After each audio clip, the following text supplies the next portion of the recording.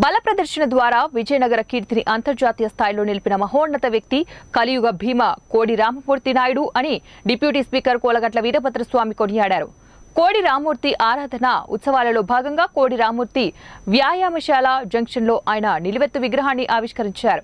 ఈ సందర్భంగా ఏర్పాటు చేసిన ఆదరణ ఉత్సవాల సమావేశంలో జ్యోతి ప్రజ్వలన చేసిన అనంతరం కోడి రామమూర్తి విశిష్టతలను కోలగట్ల వివరించారు.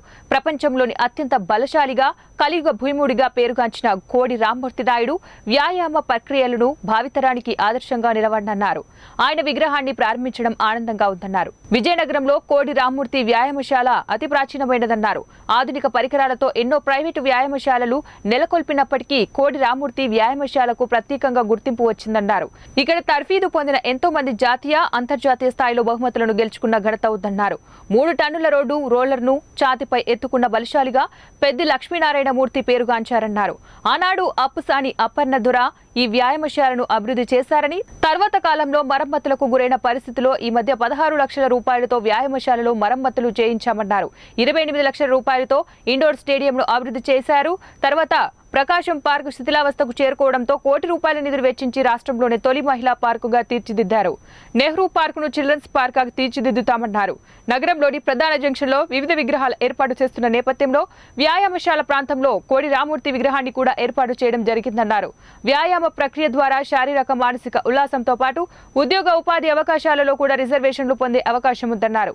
ఈ కార్యక్రమంలో మేయర్ విజయలక్ష్మి, డిప్యూటీ మేయర్లు కోలగట్ల శ్రావణి, లయ యాదవ్, వైసీపీ నగర అధ్యక్షుడు ఆసపు వేణు, వ్యాయామ సమాజం అధ్యక్షురాలు పెనుబజ్జి విజయలక్ష్మి తదితరులు పాల్గొన్నారు. ₹1 కోటి పైచిలకు ఖర్చు పెట్టి పూర్తి స్థాయిలో దాని సౌకర్యాలు ఏర్పాటు చేయడానికి ప్రభుత్వం ఎప్పుడూ సిద్ధంగా ఉందని, ఇప్పటికే అంతర్జాతీయ స్థాయికి వెళ్ళిన క్రీడాకారులు ఉన్నాయి. ఈ స్థలం ఉన్న వ్యాయామం చేసిన వాళ్ళు కానీ పెద్ద పరికరాలతో ప్రైవేట్ జిమ్లు, ఓపెన్ జిమ్లు ఎన్ని వచ్చినప్పటికీ అతి పురాతన వ్యాయామశాల ఇదే